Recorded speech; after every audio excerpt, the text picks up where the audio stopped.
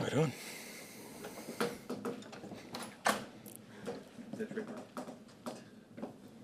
No, if it's not, it should be.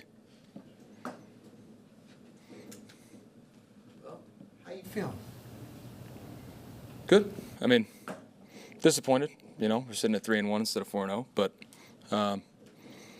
good opportunity to take on another team on the road and a good opponent. So just to fix little things, like I said to you guys post game, just got to start faster. Got to be more in tune with that and go from there. What happened physically? Oh, I feel good. With what happened with Coach Pete this morning, I mean, does that just kind of put things into perspective a little bit? I mean, you guys play a game of football, and it's obviously very important to you. You guys take it very seriously, but when something like that happens, medically, it's scary. Yeah, no, it's definitely scary. Luckily, he was alert after and kind of making some jokes, so that's good. But in the moment, yeah, it's much bigger than the game of football, especially when you come into work with every day with teammates, coaching staff, everybody in the building. It's just when something like that happens to somebody close to you, it puts things in perspective. Baker, you and Sam, of course, have similar parallels throughout your careers. Not necessarily the path either one of you would have taken, but having been teammates and seeing where you both are at right now, just what's your perspective of sort of what he's doing and how the two of you, I don't know how close you got together when you were in Carolina. Yeah, Sam and I are really close. I'm just happy for him. It's just, from going a couple different places that weren't great for us to having a good opportunity elsewhere, it's fun to see. And I knew he just needed that opportunity, another chance, and so he's thriving now, and it's good to see, but hopefully not this weekend. You guys reminisce about the good old days in Carolina? What are you talking about? Reminisce about what days? Good old days in Carolina? Oh, nope. No, we don't. What are the conversations like? You ever talk about it? No, I mean, it was just like that whole QB room with PJ Walker, Sam and I. It was fun. Guys that have played ball and just knew that we needed each other in that room. Just bounce things off of and just have normal conversations, football conversations, and grow and learn together and go from there. Seattle's defense is off to a heck of a start, Baker. What are they doing well, and how are they causing problems for other teams?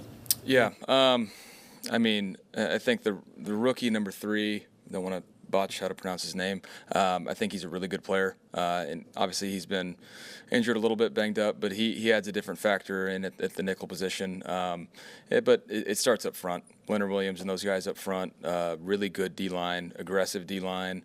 They're coached well. Mike McDonald coming from Baltimore, that you can tell it's similar system to that, flying around different blitz looks. So they try and get your eyes in different spots, but then the guys actually, I mean, they execute so well. It's a sound defense overall.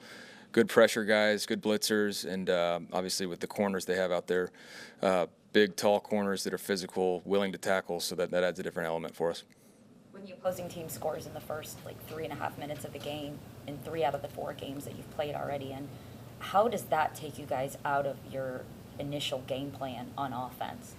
It really doesn't. We still have to go out there and execute, knowing that it's early in the game. Got to go out there and just accomplish the game plan, stuff we talked about, the priority calls early on, the first third downs, red zone calls, things like that. So just got to be, like I said, starting fast and that hand in hand of knowing exactly what we're going to get to on those first situational calls and go from there. And speaking of third downs, I know third down passing was such a big thing for you guys last year, and I know your numbers are down this year. How much is that a factor, or how much of that is because you guys are missing pieces on the offensive line and the way teams might be pressuring you, and then you're missing some of your wide receivers too? Yeah, when you don't have continuity within the players, it's a little difficult, especially it starts up front with the rotating guys that we've had, and hopefully going into this week having the same group, being able to handle that better. But yeah, just some miscommunications, a lot of them, you go back to the Jets game when we had, I don't know how many third downs, had got some, and then penalties killed us. So a lot of shooting yourself in the foot and then just making sure we're on the same page with the game plan. Baker, your rate of passes beyond 20 yards has doubled compared to last year. With that, how do you balance the aggressiveness that you have this year with the efficiency that you had last year? Taking the shots when they're there. I feel like we've had some good opportunities downfield. Not necessarily having connected on them, but that's something you always try and iron out. But, we've had good one-on-one opportunities down the field, and we have the guys to go do that. After watching Chris Godwin on film, what did you think? What were your impressions? Thought he looked great. He'll probably tell you otherwise, that he didn't feel like he was cutting his normal self, which, I'm not in his body. He'll only be able to understand that. But I thought he looked great. Still Chris Godwin, so we're lucky to have him back. Baker, Bucky does so much for this team, and he's added the passing element to it now as well. If he's not able to go, you always had a lot of reps with Rashad, but what do you get for him and Tucker if that's the way it is this week? Having a lot of reps with Shad, and you guys have seen what Tuck's able to do as well with his speed. It's elite. But, just getting back to what we had prior to Bucky. And then you add in a guy like Josh Williams, if Bucky's not able to go, a guy that I told you guys during training camp that I really, really liked.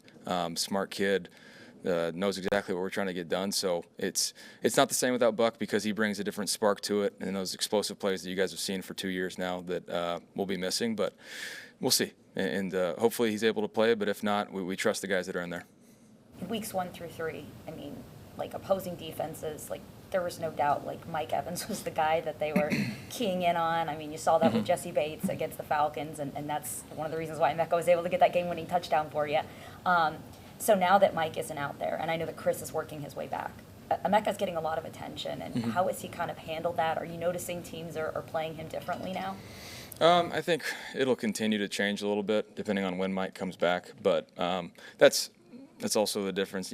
We have a lot of good skill players, so if you want to key into one of them, somebody else is going to have a one-on-one opportunity. So our guys are ready for that. We communicate that and different looks and in the preparation of it. But Mech's handling it the right way, and as he always does.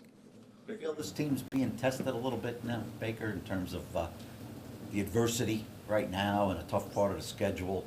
And do you kind of relish that in a way to see how the team's going to respond? Yeah, definitely. I think, from an offensive perspective, not having a bunch of the guys the first few weeks, we were getting tested early, handled it well when it comes to just finding ways to get wins. But, like I said, after the game, got to start faster, got to be the aggressor, not wait to get, whether it gets chippy or get hit in the mouth once. We got to come out swinging. So that's the thing that we're looking to get fixed. But it's going to be a good test on the road.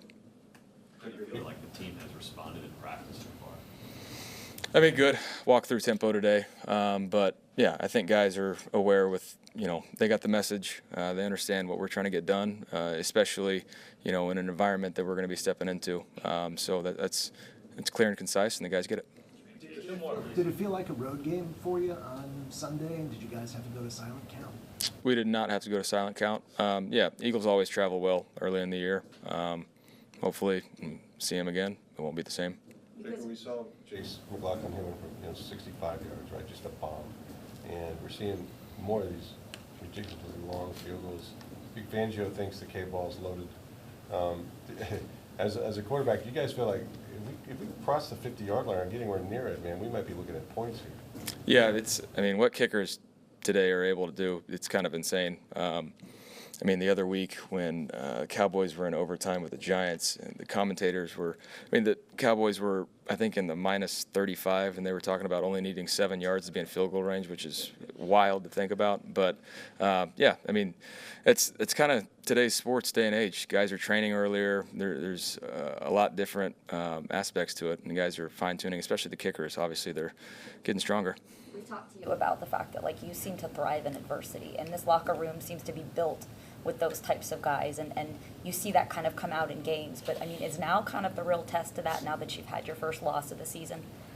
Yeah, you never want to have to react after a loss, but this is, like I've told you guys, it's a blue-collar locker room. Guys work their tails off, play for each other. But now's the time when, after a loss, you come together even more and really try and iron out the details. And for us on offense, it's starting fast and, like you guys mentioned, getting better on third downs. Thank you. Thanks, guys. Thank you.